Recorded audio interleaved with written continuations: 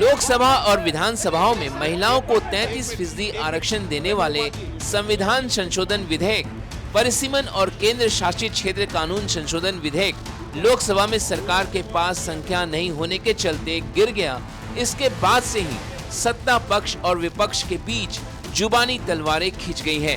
सरकार 17 अप्रैल को काला दिवस बताकर कांग्रेस और पूरे इंडिया ब्लॉक पर निशाना साध रही है, तो विपक्ष इस बात को लेकर जश्न मना रही है कि मोदी सरकार के 12 साल के राज में ये पहला मौका है जब उसे संसद में मुंह की खानी पड़ी है। इसके बाद कांग्रेस और बीजेपी ने एक दूसरे पर जुबानी जंग के लिए अपने सबसे बड़े महिला चेहरे को मैदान में उतारा। कांग्रेस ने मोदी सरकार के मंसूबों पर से पर्दा उठाने के लिए वायनाड से लोकसभा सांसद और पार्टी महासचिव प्रियंका गांधी को पेश किया, तो बीजेपी की ओर से कांग्रेस और इंडिया ब्लॉक पर प्रहार करने के लिए पूर्व केंद्रीय मंत्री स्मृति ईरानी मैदान में उतर गयी। प्रियंका गांधी ने केंद्र सरकार पर तीखा हमला बोला। उन्होंने कहा कि यह सिर्फ एक विधेयक की बहस नहीं थी, बल्कि लोकतंत्र और संघीय ढांचे को बचाने की लड़ाई थी, जिसमें विपक्ष ने सरकार की साजिश को नाकाम कर दिया। कल जो हुआ वो लोकतंत्र के लिए एक बहुत बहुत बड़ी जीत रही।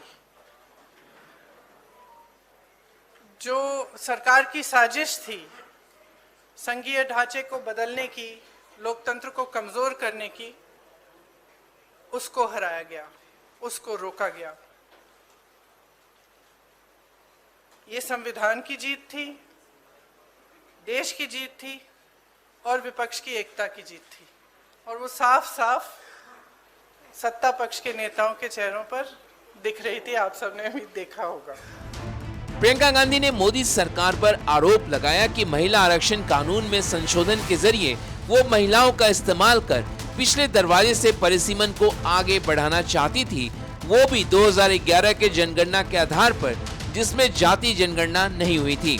प्रियंका ने कहा कि सरकार ने महिला आरक्षण के नाम पर असल में डिलिमिटेशन का एजेंडा आगे बढ़ाना चाहती थी। उन्होंने कहा कि सरकार चाहती थी कि विपक्ष इस बिल को महिला आरक्षण समझकर समर्थन दे दे, उसके बाद सरकार मनमाने तरीके से परिसीमन देश भर में लागू कर सके, जिससे जातिगत जनगणना के आंकड़ों की जरूरत न पड़े।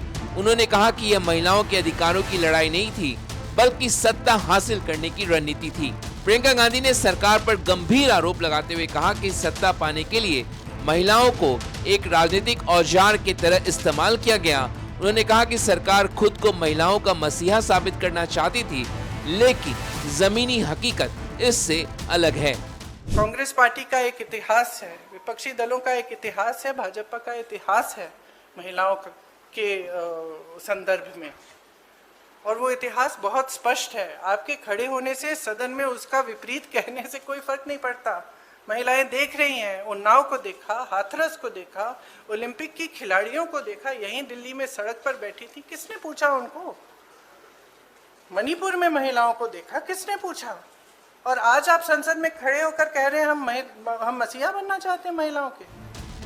प्रियंका गांधी ने कहा कि विधेयक को 2011 की जनगणना और डिलिमिटेशन से जोड़कर पेश किया गया, जिससे यह स्पष्ट हो गया कि सरकार का असली उद्देश्य राजनीतिक लाभ लेना था। उन्होंने आरोप लगाया कि सरकार को पहले से पता था कि ये बिल आसानी से लोकसभा में पास नहीं होगा, लेकिन फिर भी इसे राजनीतिक फायदा लेने के लिए लाया गया। प्रियंका गांधी ने दावा किया कि विपक्ष की एकजुटता के कारण सरकार की योजना विफल हो गई। उन्होंने कहा कि देश ने देख लिया, जब विपक्ष एकजुट होता है तो सरकार को पीछे हटना पड़ता है। प्रियंका गांधी ने यह भी कहा कि महिला आरक्षण में ओबीसी महिलाओं को भी उनकी आबादी के हिसाब से हिस्सा मिलना चाहिए। उन्होंने सरकार से 2023 के कानून में संशोधन कर 2029 से इसे लागू करने की मांग की। उन्होंने कहा कि कांग्रेस इसका समर्थन करेगी। कुछ ठोस करना है तो आप 2023 में जो सर्वसहमति से जो विधेयक पास हुआ था, पारित हुआ था, सारे दलों ने उसका समर्थन किया था, उसको लाइए। उसमें अगर कुछ एकाध संशोधन करना है छोटा, ताकि वो अभी लागू हो सकता है, करिए, और उसको अभी लागू करिए।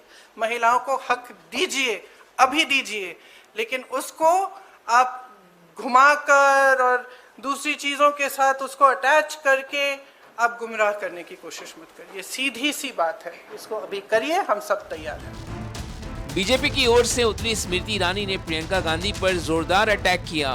उन्होंने कहा कि कांग्रेस देश की महिलाओं के आकांक्षाओं को कुचले जाने पर जश्न मना रही है। कांग्रेस पार्टी और उसके समर्थक दलों ने इस बात का उत्सव मनाया कि इस देश के वर्षों से चली आ रही संघर्षशील राजनीतिक महिलाएं जो मात्र 33% का अधिकार संसद में मांग रही थी, उन महिलाओं को कैसे मर्यादाएं तोड़कर उनके अधिकार से वंचित रखा जाए। कि कांग्रेस की प्रेस वार्ता में यह कहा गया कि वो 2023 के पारित बिल का समर्थन करते हैं जिसमें डिलिमिटेशन का उल्लेख है, लेकिन दोगलापन कांग्रेस का इतना कि साथ में ये भी कहते हैं कि उन्हें परिसीमन की समिति और व्यवस्था में विश्वास नहीं। कांग्रेस को देश की संवैधानिक व्यवस्थाओं में विश्वास नहीं, देश की संसद में विश्वास नहीं और देश की महिला पर भी विश्वास नहीं। ये कांग्रेस ने अपना क्रूर चेहरा देश की जनता के सामने उजागर किया है। स्मृति ईरानी के साथ पूर्व कानून मंत्री रविशंकर प्रसाद ने भी प्रियंका गांधी पर निशाना साधा। उन्होंने कहा कि प्रियंका गांधी कह रही सरकार महिलाओं का इस्तेमाल करने के लिए महिला आरक्षण बिल लेकर आई है। उन्होंने सवाल किया कि क्या देश की महिलाएं कमोडिटी है जो उनका इस्तेमाल किया जाएगा। मैं प्रियंका गांधी पर कुछ नहीं बोलता क्योंकि राहुल गांधी पर काफी कुछ बोलने को है जो बोलना पड़ता है। आज शायद पहली बार उन पर मैं टिप्पणी कर रहा हूं। क्या कहा उन्होंने अपनी प्रेस में कि महिला का इस्तेमाल करना चाहते हैं? क्या देश की नारी इस्तेमाल का विषय है? और ये कांग्रेस पार्टी की एक वुमन एमपी जो उस प्रीमियर परिवार से आती है वो बोल रही है। ये कौन सी भाषा है? The woman of India is a commodity जिसका इस्तेमाल हो सकता है। हम बीजेपी के राष्ट्रीय मंच से इस सोच की भर्त्सना करते हैं। बहरहाल 24 सालों में ये पहला मौका है जब सरकार का कोई बिल संसद में पारित नहीं हुआ है, तो 1990 के बाद ये पहला मौका है जब कोई संविधान संशोधन बिल लोकसभा में पारित नहीं हुआ। ऐसे में डिलिमिटेशन और महिला आरक्षण को लेकर बीजेपी और कांग्रेस के बीच सियासी लड़ाई अब और तेज हो गई है। 12 वर्ष में मोदी सरकार को पहली बार संसद में सियासी झटका लगा है और वो महिला वोट बैंक को आगे कर विपक्ष को बैकफुट पर धकेलने की कोशिश कर रही है, तो विपक्ष इसे सत्ता संतुलन बदलने और राजनीतिक लाभ लेने की रणनीति मान रहा है, जिससे साफ है कि आने वाले समय में यह मुद्दा देश की राजनीति का सबसे बड़ा मुद्दा बन सकता है।